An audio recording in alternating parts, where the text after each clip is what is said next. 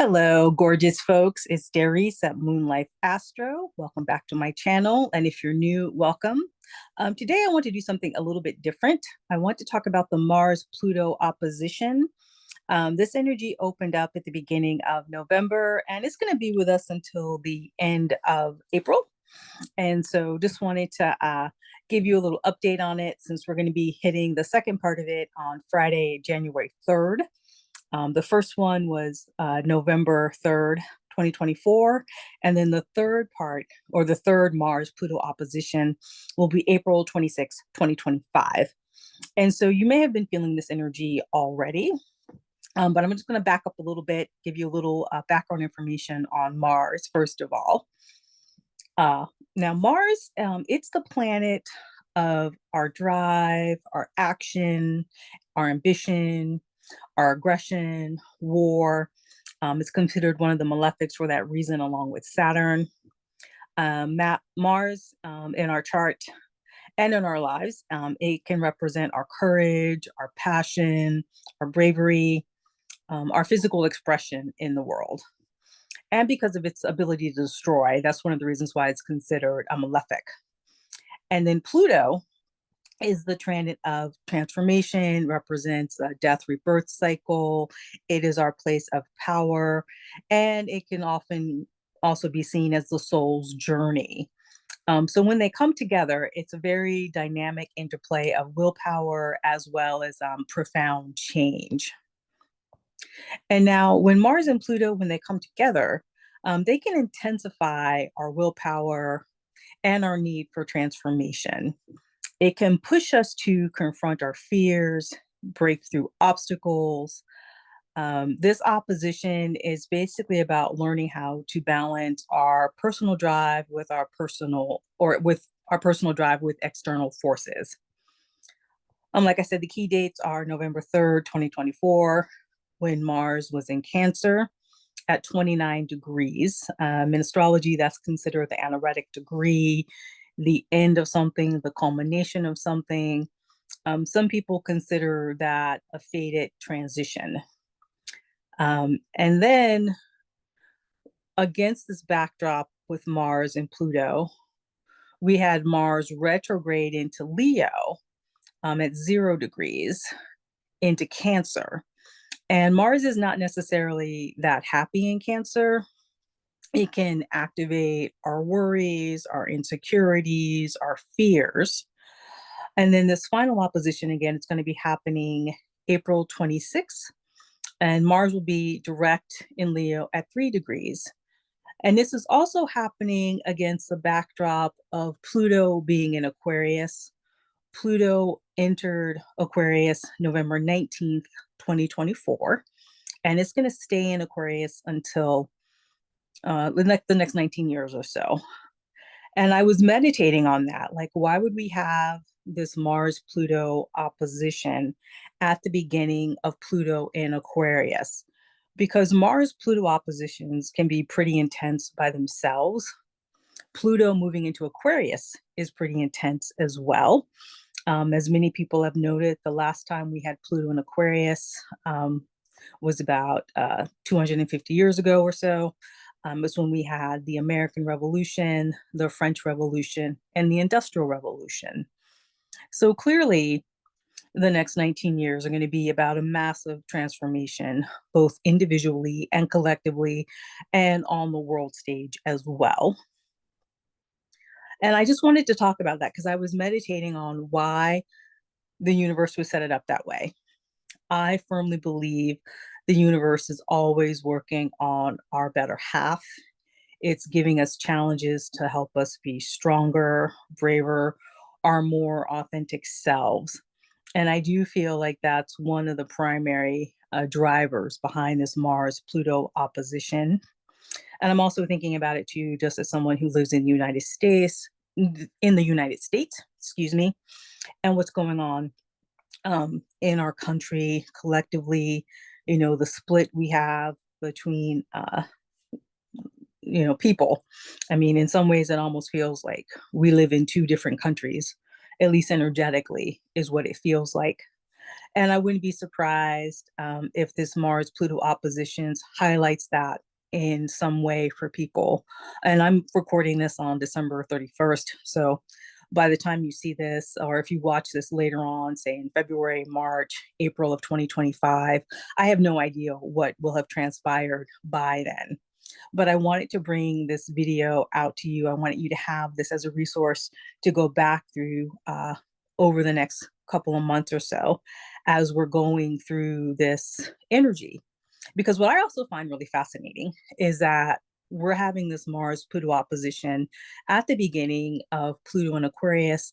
And at the same time, we're going to have, well, right now we're in the Mars retrograde, which I think of as an opportunity to work on healing our inner wounded masculine.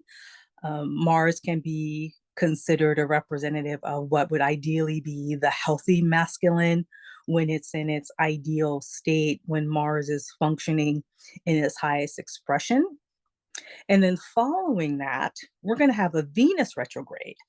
And I like to think of the Venus retrograde as healing our inner wounded feminine as an opportunity to work on that.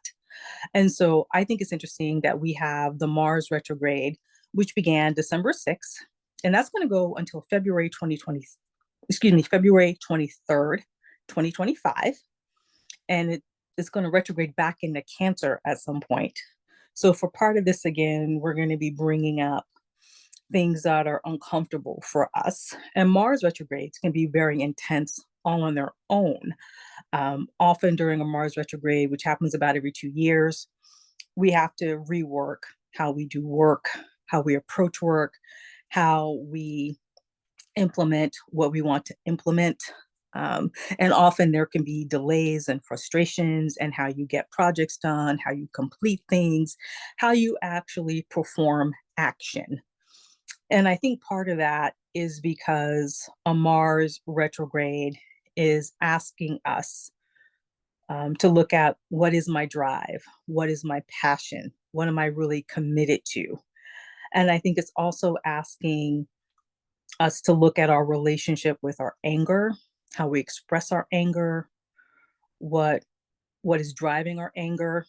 And I think particular when Mars in Cancer is retrograde, which it will be later on during this same period of this Mars-Pluto opposition, we're really being invited to ask, what is the unmet need driving my anger? And I'm going to give you these questions in the comments below so you can sit with this and work on this, like I said, between now and the end of April. But I think these are the questions to be sitting with. Why am I angry? How do I express my anger? What is the unmet need behind my anger? What's needling me? Why am I frustrated here? And I think those are good questions to sit with in general during any Mars retrograde. I think asking those things, and what is my relationship to power? How do I express my power in the world? How do I express myself as a leader in whatever way, shape, or form I am a leader? Whether that is in your workplace or as a parent or as a friend, a sibling, a community leader. We all have aspects of our lives where we show up as the leader. A Mars retrograde is an invitation to look at how you want to express your leadership, your sovereignty in the world, that higher masculine, healthy expression. I see it as an opportunity to work on all of those things. And I like to sit with those things for myself during a Mars retrograde. And then, like I said, after that, we're going to have Venus retrograde March 1st through April 12th. And again, a Venus retrograde can be pretty intense on its own because Venus is about our relationships, our values, our money, our resources, often during a Venus retrograde, which happens about every 18 months. People often go through major relationship hauls, rehauls, overhauls, but you can also go through an internal overhaul as well, especially if the Venus retrograde is impacting your areas of your money, your sense of how you receive income. And I think of the Venus retrograde as an opportunity to work on healing that inner wounded feminine during that time, because I feel like the core of a lot of those issues is the wounded inner feminine. And for me, I think of that as our ability to receive. So I think a Venus retrograde is a great opportunity to sit with and ask yourself those types of questions. What is my relationship to receiving? What is my relationship to creating emotional space? What are my boundaries around maintaining that emotional space? So, like I said, all of these are pretty intense all on their own. The Mars retrograde can be intense, the Venus retrograde can be intense, the Mars-Pluto opposition can be intense. And we're also going to have eclipses in March as well, and they can be intense as well. Eclipses for me, I find to be physically and emotionally draining, even when things are going really well in my life during eclipse season, just that energy. And so I was sitting and meditating and praying and reflecting, and I was like, why would the universe give us all of this hard stuff all at once, basically, at the beginning of Pluto in Aquarius in particular? There must be a reason for that, or some kind of um, higher intention behind that. And as I reflected on it, this is my theory.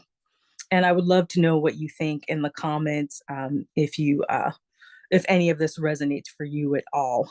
Um, I think that astrologically, energetically, this Mars Pluto opposition is giving us an opportunity to work on our internal stuff, to clean up our emotional house. That we're getting hit with all of these things that are activating what hurts us, what makes us angry, what makes us resentful, what it's forcing us to look at where we have unmet needs. And I think this is happening individually. And I also think this is happening for us as a country in the United States in particular. I feel like this opposition is saying we have to reckon with where we are, how we got to this space of being in such a divided country. I think it is an opportunity to look at, first of all, how we individually process all of these things, and then to ask ourselves, what do I want my life to look like as an individual and as a citizen? Where do I want to reclaim my sense of personal empowerment, my sense of being part of a collective? I think it's also about saying, what kind of identity do I want to have as a citizen? And what identity do I want my country to have? And I think all of these things, if we do the work, the inner work, is going to set us up to thrive, or at least be able to manage the incoming transitions of the second half of 2025. We have Uranus moving into Gemini. We have Saturn and Neptune moving into Aries. All three of these are major transitions that signify a cultural shift in the country, in the collective, and individually. So I think this Mars Pluto opposition, with everything attached to it, the Mars retrograde, the Venus retrograde, and the eclipses, I think all of that is happening so that we can have our shadow stuff activated, so that we can meet it consciously, so that we can actually shine a light on the shadow within. And that by doing that, we're going to set ourselves up to have the emotional strength and stamina to go through the changes that are going to happen in the second half of the year after those outer planets make those major transitions. And I also think it's happening at the beginning of Pluto in Aquarius. so that we can set ourselves up to have a firmer foundation for all the changes that Pluto and Aquarius are going to be bringing to our lives, our neighborhoods, our communities, our country. At least this is what I'm hoping. I want this to be the positive aspect of all of this. And this is why I wanted to put this out there. I wanted to give people the invitation to sit with it, to do that work. I am committing to doing this emotional internal work as well. And I just wanted to give people a more positive reframe as well around all of it. Because I think it's very easy to see all of these upcoming transits and to get immediately overwhelmed, freaked out, frustrated, and to feel like, oh my God, like, why is the universe making this so hard? And I think it's because we're being asked to step into a higher version of ourselves so that we can be the planetary leaders that we are meant to be. I definitely feel like anyone who's attracted to astrology, spirituality, metaphysics, any of these things that I'm interested in, I think one of the reasons why we are is because we are planetary leaders. We came here with a mission to have a positive impact on our communities, our families, and maybe even at a larger scale. Some of you may be destined for that. I have no idea who is listening to this or who will be listening to this. So I just want to put that out there. And again, I'm going to go over some of the questions I'm going to leave in the comments for you all to reflect on. I feel like this Mars-Pluto opposition is asking us, what is my relationship to anger? How has grief transformed my life? I feel like that's a major lesson of Pluto. And many of us are grieving what has happened in our country, what is happening in our country. And unfortunately, I think there are going to be more events in January, February, March, April 2025 that are going to cause us to feel major grief over the transformation and the transition that the United States is going through. And I think this Mars-Pluto opposition is saying, create space for that grief. Give yourself the space to process that grief and the anger that comes with it. And a Mars-Pluto opposition can lead us to be reactionary, to dig our heels in conflicts, especially during a Mars retrograde. So I'm putting this out there as well as just to remind myself to pause, to breathe when I feel emotionally reactive and activated. I'm doing this video as well for myself as a reminder to say, take a moment, look at the bigger picture, and ask myself, what is my responsibility in this moment? Again, this is an opportunity to look at what is our relationship to our personal power. Also, how can I dance with the unexpected? I think that's definitely another lesson of Pluto as well. And again, since this is happening at the beginning of Pluto and Aquarius, I also think it's inviting us to ask ourselves, what am I willing to commit to fully? Where am I unwilling to compromise? What beliefs are shaping my identity? And how can I live into my self-sovereignty while maintaining my boundaries with compassion?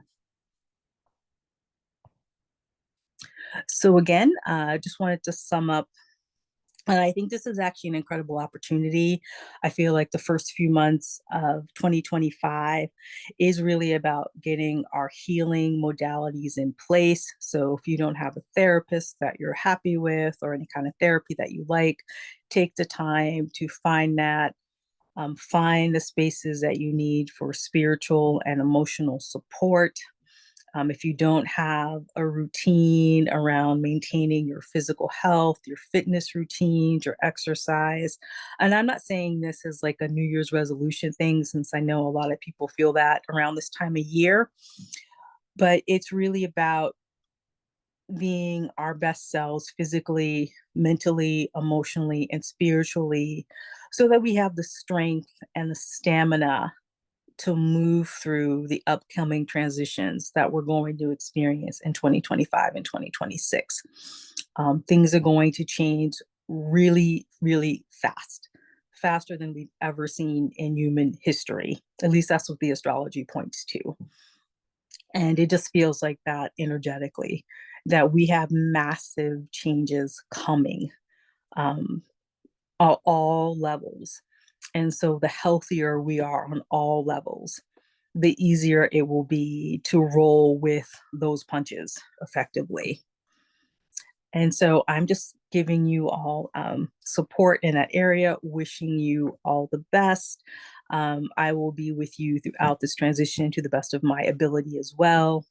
And as the astrology unfolds, I will be diving into it on my channel, every week with you all. Oh, and if you do like what you've heard, if any of this resonates, feel free to like this video. Um, and if you will also like it, I would appreciate it if you could subscribe to my channel. It does help me get this message out. And again, I just wanted to offer this as solace to all of us.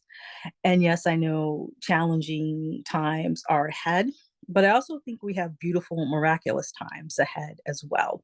And I think it's also possible that, at least on an individual level, for some of you, 2025 may be your best year ever. And I'm absolutely wishing that for all of us. And again, peace and blessings to you all. Easefully yours, Darice.